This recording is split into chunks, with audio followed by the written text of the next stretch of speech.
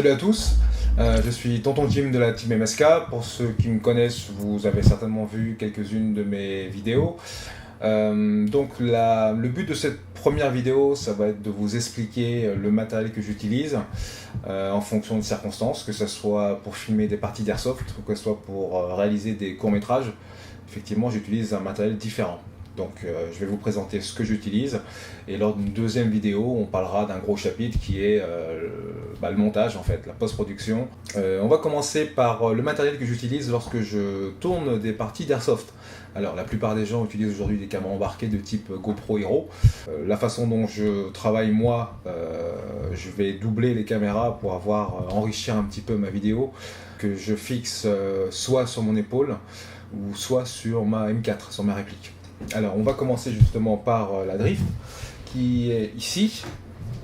Voilà, c'est une caméra donc qui vous propose du 720 ou même du Full HD, du 1080. À savoir que à la fois sur la GoPro et à la fois sur la Drift, j'enregistre en 720p, donc progressif, donc en image pleine, à 30 images secondes. Alors, le premier avantage, vous pouvez le voir sur cette caméra, c'est qu'elle possède un écran. Effectivement, lorsque vous avez fait une partie d'airsoft, ou lorsque vous avez même fixé votre caméra et que vous souhaitez cadrer, vous avez cet écran retour témoin qui vous permet de cadrer et puis de voir vos rushs à tout moment de la journée. C'est une caméra que vous trouvez aux alentours aujourd'hui d'occasion, aux alentours entre 100 et 150 euros. Donc c'est pas excessif, le rendu est plutôt pas mal, ça ne vaut pas une GoPro, on est d'accord. Mais en caméra d'appoint, en seconde caméra, c'est largement suffisant. Alors pour ce qui est de sa fixation, sur la M4, voilà, alors sur la caméra, j'y ai fixé, donc ce qui est fourni avec la caméra, une fixation mâle que je vais devoir enclencher sur une fixation femelle que je vais moi-même fixer à l'avant du M4. Et c'est un principe de clip, c'est très simple, ça s'enlève aussi facilement et je peux le fixer éventuellement à mon épaule en cours de partie. Voilà, parce que j'ai ce même système de fixation que j'ai passé sur mes lanières de mon gilet. Et à savoir aussi que vous avez un objectif ici qui est rotatif. Voilà, je crois qu'on peut quasiment faire un 360. Voilà, on est un peu bloqué, donc peut-être à un peu moins de 300 degrés. Ce qui me permet, effectivement, lorsque je l'ai sur la M4, je n'ai pas la même inclinaison que lorsque je l'ai sur mon épaule. Donc cette lentille, cette capacité de rotation me permet de corriger ce défaut-là. Donc quand j'épaule, donc j'ai ici le retour en image de moi. Voilà, donc ce qui permet un petit peu d'interchanger. Par exemple, si je suis en communication, en cours de partie, c'est intéressant de voir, de pas seulement entendre, mais de voir aussi la communication se faire. Voilà, entre autres. Donc ça enrichit un petit peu la vidéo. Concernant la GoPro que je fixe sur mon casque, ce que vous voyez ici, c'est le boîtier qui est vide, puisque la GoPro me sert actuellement là, à filmer cette vidéo. Donc je l'ai fixé sur un casque bass jump cheap de chez Ibersoft qui doit coûter une cinquantaine d'euros, que j'ai un petit peu customisé avec différents accessoires. Et j'y ai donc fixé la GoPro de façon frontale, contrairement à une contour par exemple, qui se fixe latéralement, qui est possible de faire ici, puisque vous avez des rails qui le permettent. La fixation frontale se fera grâce à un adaptateur NVG Mount, qui donc permet de fixer une GoPro. Alors c'est des fixations propriétaires à GoPro, hein, il faut le savoir. Ils font rien comme les autres, c'est pas du standard, ce qui fait qu'on est obligé d'acheter du GoPro. Effectivement, 40 euros la fixation, bon, en même temps c'est indispensable. Concernant le boîtier, j'ai choisi le boîtier avec ventilation, enfin aération à l'arrière, ouvert donc, puisque la caméra a tendance à chauffer pas mal. Et jouer en hiver avec une caméra qui est chaude dans un caisson étanche égale buée. Donc j'ai privilégié le caisson aéré. Concernant le trou qu'il y a sur le côté, effectivement, le boîtier n'est plus étanche. Mais en même temps, sa première vocation n'est pas d'aller sous l'eau, mais de filmer des parties. Et avec la possibilité de mettre un micro externe, puisque le gros défaut de la GoPro, c'est la qualité de son, effectivement. Puisque la caméra est elle-même dans un boîtier qui lui-même étanche. Le son, du coup, on est affecté. Bon, c'est dommage, puisque pour moi, le son est aussi important que l'image. Alors, pour avoir une qualité de son optimale, j'ai choisi de mettre ce type de micro. Je vais vous le montrer, j'en ai un autre exemplaire ici. C'est ce type de micro, tout bête, qu'on utilise sur les laptops, pour chatter sur Skype, sur TS, sur ce que vous voulez. L'avantage, c'est qu'il est relativement court et il a une branche qui garde la forme qu'on lui donne. Voilà. C'est vrai qu'aujourd'hui, des micros déportés, on en trouve relativement beaucoup, mais avec 1 mètre, 1 m 50, voire 2 mètres de fil. Et donc, vu la proximité du micro et du boîtier, qu'est-ce que je fais de ces 2 mètres? Je les enroule derrière, je les cache derrière le boîtier, ça fait pas top. Le son n'est pas exceptionnel, mais nettement mieux en tout cas que le son d'origine de la GoPro. Et l'investissement est quasi nul, puisque ça coûte 1 euro, frais de port inclus. Vous avez bien entendu, 1 euro. Donc j'en ai commandé 5-6 je crois, et bon, effectivement, j'ai eu quelques problèmes, je crois que j'en ai eu 2 qui ont lâché. Donc prenez-en plusieurs, a priori c'est un investissement efficace. Je vais revenir sur l'inclinaison du boîtier. Je me rends compte régulièrement, en partie, parce que de plus en plus de monde filme, et c'est tant mieux d'ailleurs, parce que la vidéo c'est génial, ont une mauvaise inclinaison. Alors, il faut savoir qu'il faut tenir compte aussi, il faut anticiper le fait que lorsque vous avez une GoPro sur le front, lorsque vous épaulez, vous n'aurez pas la même inclinaison. Vous aurez tendance à baisser la tête et automatiquement le cadrage va être attiré vers le bas. Ce que je conseille moi, c'est de respecter un angle droit à 90 degrés en vous basant sur le rail latéral, vous le voyez ici, d'accord, et l'arrière, on va dire, du caisson. Voilà, à l'angle, j'ai 90 degrés. Avec cette inclinaison-là, vous couvrez, que vous épauliez ou pas, vous couvrez l'ensemble des situations. Voilà pour les parties d'airsoft. Alors, un autre chapitre, vous le savez forcément, si vous êtes un petit peu allé vous balader sur ma chaîne, vous avez vu que des vidéos ne sont pas toutes consacrées à l'airsoft, même si c'est étroitement lié. Je réalise des courts-métrages avec effectivement en fond, il y a de l'airsoft parce qu'il y a des répliques, il y a des tenues, il y a des joueurs d'airsoft. Effectivement, j'utilise un autre matériel qui est adapté au court-métrage pour un rendu cette fois clairement cinématique, puisque je n'arrive pas à avoir ce rendu-là avec une GoPro, encore moins avec une caméra dit grand public, bien que ça a été l'une de mes premières caméras. Bon, je l'ai eu il y a à peu près 3 ans, oui c'est ça, 3 ans. J'ai tourné quoi avec? J'ai tourné des parties d'airsoft avec. À l'époque où la GoPro n'existait pas, ou voire peu connue, enfin du moins j'en avais pas connaissance. Je tournais avec cette caméra que je tenais à la main. Vous pouvez le voir dans Battlefield Hospital ou Battlefield Boissy, où je tourne à la main les parties d'airsoft. Alors, ça a quelques avantages quand même, parce que ça donne une grande liberté de cadrage. On a la possibilité de filmer ce qu'on veut montrer à l'écran, ce qui n'est pas le cas avec une GoPro. La GoPro filmera ce que vous regardez, contrairement à cette caméra-là, enfin, une caméra qu'on tient à la main finalement. Là, vous pouvez cadrer, vous pouvez zoomer, vous pouvez faire tout un tas de choses que vous ne pouvez pas faire avec une GoPro. Je l'utilise plus puisque les GoPros sont arrivés. Je peux donc tenir ma réplique avec 2 mains. C'est une évolution importante. Je peux me consacrer pleinement au jeu. Passons à l'outil que j'utilise, en fait, qui est une révélation pour moi. C'est donc un appareil photo, c'est un réflexe, en l'occurrence de la marque Canon, et c'est le modèle 550D aux États-Unis. Il s'appelle le T2i Rebel, et j'en suis super content, parce que j'ai enfin la possibilité d'avoir un rendu cinéma à portée de main, à portée de portefeuille. C'est un boîtier neuf qui est sorti aux alentours de 800 €, sans compter les objectifs. Et bon, vous allez me dire, c'est une somme, certes, mais il n'y a pas plus tard que 10 ans, avoir un rendu cinéma, c'était le prix d'une bagnole pour avoir une caméra. Donc c'est quand même une évolution assez importante. Donc on appelle ça communément un DSLR. C'est un modèle APS-C, donc petit format au niveau du capteur. Je passerai certainement au grand format en passant sur le modèle 5D Mark II, Mark III, je ne sais pas encore. Enfin si, je sais, parce que je sais que le Mark III il est hors de budget pour moi. Le Mark II, on peut le trouver aux alentours des 1200, 1300 €. Donc j'aurai du plein format. Je ne vais pas rentrer trop dans les détails pour les novices. Je vais vous parler juste donc, de cet appareil qui fonctionne en binôme avec un objectif de votre choix. Bon, j'en ai une palette de 3 aujourd'hui. J'ai du 85 mm, ouverture 1.4.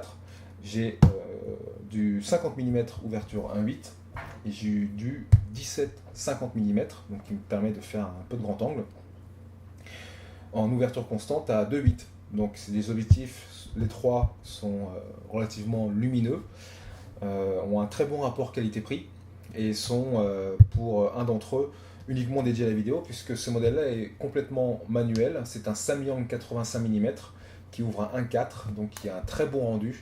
Vous pouvez voir son rendu sur la vidéo Airsoft Clip 1 et 2, entre autres. J'adore le rendu qu'il a un très beau flou arrière. La profondeur de champ est minuscule à 1.4, donc c'est un peu délicat de le manier, mais la bague est très souple et voilà, on sent qu'on a du bon matériel. Par contre, il est full manuel, donc prendre des photos avec ça, il n'y a pas d'autofocus. Hein. Oui, il faut savoir que l'ensemble des objectifs que vous utilisez lorsque vous tournez avec un DSLR, ça sera manuellement, la mise au point manuelle. Aujourd'hui, si vous utilisez ce type de caméra, la mise au point est automatique, il y a un autofocus. Ce n'est pas le cas de ces outils-là, de ces objectifs. Alors moi je préfère à la limite, donc ça me permet, moi c'est un même plan, vous prenez un plan, vous mettez un sujet à 1 mètre et un sujet à 5 mètres, sans bouger la caméra, juste en tournant la bague, vous ferez le point sur la personne du fond ou sur la personne de devant. Et ça c'était juste impossible à faire avec ce type de matériel, puisque la profondeur de champ déjà elle est énorme, il y a très peu de rendu de flou, et enfin c'est pas adapté quoi. Que vous dire de plus? Ça fonctionne avec de la carte SD, 32 Go, j'utilise 32 Go. Faites attention, que ce soit pour la GoPro d'ailleurs ou tout type d'appareil qui capture de la vidéo HD, privilégiez une classe 10 minimum qui va vous assurer un taux de transfert, un taux d'écriture plus rapide qu'une classe 3 ou qu'une classe 5. Alors, pour l'adapter complètement à la vidéo, il faut savoir que tourner avec ça en extérieur, étant donné que vous avez un grand écran un live view, qui vous permet de voir en temps réel ce que vous enregistrez. Il suffit d'avoir un petit peu de soleil, voire beaucoup s'il est 14h avec un soleil au zénith. Le moindre reflet, vous ne voyez rien. C'est juste impossible. Pour pallier à ça, il y a un produit qui a été mis sur le marché il y a peut-être à peu près 2 ans. Ça s'appelle un LCD Viewfinder. En fait, qu'est-ce que c'est? C'est une loupe. Vous voyez ici. Voilà, c'est le principe d'une loupe. Dans un entonnoir parfaitement étanche à la lumière, donc ce qui vous permet de regarder votre écran, puisque vous le fixez de façon magnétique. Je dis bien magnétique, ça s'enlève très facilement et ça se met très facilement. Votre écran, et je zoome x2 sur l'écran grâce à cette loupe, ce qui vous permettra de faire une mise au point la plus précise possible lorsque vous tournez. C'est un peu contraignant, puisque là, l'ergonomie du coup est différente d'un caméscope. C'est assez déroutant au début, lorsqu'on a l'habitude de tourner avec un caméscope standard qu'on tient grâce à une poignée latérale, avec une ergonomie complètement différente. Effectivement, c'est une façon de tourner différente. Il y a un temps d'adaptation, il faut maîtriser effectivement, enfin ça c'est la pratique qui va vous l'enseigner, le focus manuel. J'en ai parlé tout à l'heure, je ne vais pas revenir dessus. Ceux qui ont un DSLR et qui filment déjà connaissent ce problème. Il faut du temps, il faut de la pratique. Il n'y a que la pratique, hein. Ça ne sert à rien de chercher des tutos ou des forums, quoi que ce soit. Il n'y a que la pratique qui va vous familiariser avec le focus manuel. Voilà, enfin, du moins c'est mon ressentiment. Et maintenant je vais vous parler de tout ce qui est accessoires qui peuvent vous servir lors de la réalisation de courts-métrages ou de clips ou de ce que vous voulez finalement, hormis les parties d'airsoft. Comment on va appeler ça? Je ne sais même pas si c'est vraiment un nom dans la langue française. De pouvoir vous déplacer, suivre une action en courant ou en marchant relativement vite, sans le phénomène d'à-coup qui a tendance à donner la nausée aux téléspectateurs, voilà, dont je fais partie. Donc je suis très attentif aux notions de bouger lorsque vous cadrez et lorsque vous réalisez une scène. Cet outil qui est relativement léger, que j'appelle un U, puisque ça en a la forme, et ça coûte rien, pas loin de 15 $, je crois, frais de port inclus, et ça c'est assez utile. Ça fonctionne bien sûr avec le DSLR, vous pouvez fixer de la même façon. J'utilise également ce support d'épaule, où là vous allez fixer toujours à l'aide de la vis 14 votre caméra devant. Vous allez déplier ce bras, vous allez mettre de cette façon-là. Ça va vous permettre, donc ça tient relativement bien, hein, c'est vraiment la forme, de pouvoir tourner vos courts-métrages de façon, on va dire, plus stable grâce à ce support d'épaule. Pareil, cinquantaine de $. J'utilise également ponctuellement sur d'autres scènes un support à ventouse qui peut être intéressant si vous faites des scènes. Je prends l'exemple de Manhunt, un petit court-métrage que j'ai réalisé où vous avez un plan qui est fait sur une voiture c'est grâce à cet outil-là, système de ventouse. Vous fixez sur le capot, vous amorcez les ventouses, vous fixez votre caméra ici, vous vissez, vous trouvez la bonne position, le bon angle, vous vissez, ça ne bouge plus, et vous pouvez tourner votre scène. Ça peut être utile, ça coûte une soixantaine de dollars, je crois, de mémoire. Voilà, ça vient d'Inde. Il faut savoir que les Indiens sont des gros producteurs de films, et en conséquence, il y a beaucoup de fabricants qui sont lancés sur le marché des supports cheap, entre guillemets, et ils nous ont sorti ce type de modèle qui, rien à dire, fonctionne vraiment très bien, c'est du costaud, parfait. Il y a également un autre support que j'affectionne particulièrement. Hop là. C'est un mini travelling. Mini. Parce que ça fait moins d'1 mètre. Hein. Comment ça fonctionne? Ça fonctionne, en fait, c'est une tête fixée sur une plaque de métal qui est en contact avec un rail. Et ce qui sépare la tête, enfin le plateau et le rail, je crois que c'est les petites membranes de plastique.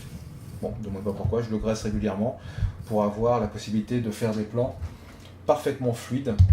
Donc qui va enrichir un petit peu les plans que je veux réaliser. Donc que ce soit pour mettre en évidence une scène de dialogue, un paysage, ou même pourquoi pas une scène d'action. Hein, on le voit souvent dans des films d'arts martiaux.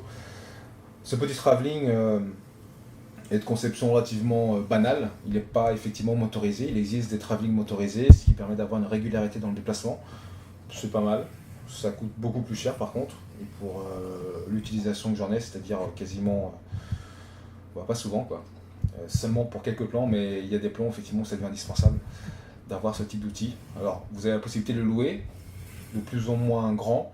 Vous avez la possibilité de le fabriquer également avec un plateau avec roulette sur des tubes en PPC, c'est ce que j'avais fait dans un premier temps. Mais je me suis vite rendu compte que pour trimballer tout ça, fallait avoir un Kangoo, quoi. C'est pas mon cas. Donc je voulais un truc compact, fonctionnel, qu'on puisse trimballer un peu partout. Et ce travelling, j'ai trouvé mon bonheur en fait. Voilà, donc ça pareil, made in India, pour la somme grosso modo de 150 €. J'ai tourné les premières scènes de Bots 3 avec les paysages, et également le zoom sur Audrey lorsque je pars de haut en bas, puisque vous avez la possibilité de le fixer, toujours grâce aux vis que vous avez ici, sur un trépied. Voilà, ce qui permet de faire après les inclinaisons que vous souhaitez. C'est assez intéressant. J'espère que c'était instructif pour vous. Je reviens vers vous rapidement avec une deuxième vidéo qui va vous parler donc du montage, c'est-à-dire qu'une fois que vous avez déroché toutes vos SD sur votre PC, il va falloir s'attaquer au montage. Quel logiciel j'utilise, quels sont les paramétrages du nouveau projet, quels sont le paramétrage du rendu final, quels sont les outils que j'utilise pendant la post-production, que ce soit en termes de colorimétrie, que ce soit en termes de cadrage, de grain d'image, que ce soit de rendu cinémascope, enfin tous ces aspects-là qui sont importants pour moi. Souvent on me demande comment j'arrive à avoir un tel rendu, alors que j'utilise le même matériel que les personnes qui me posent la question, en l'occurrence une GoPro, peut-être pas une Drift parce que c'est pas très répandu, mais au moins la GoPro, et j'arrive effectivement à avoir un rendu que j'ai optimisé au maximum à la suite de différents essais, d'essais incessants en fait, d'encodage pour trouver au final le bon, qui me semble en tout cas moi être le bon. Et je vais vous le dévoiler donc lors de cette deuxième vidéo. Donc j'espère qu'elle sera aussi instructive, voire plus instructive que celle-ci. Et puis je vous dis donc à bientôt. Ciao.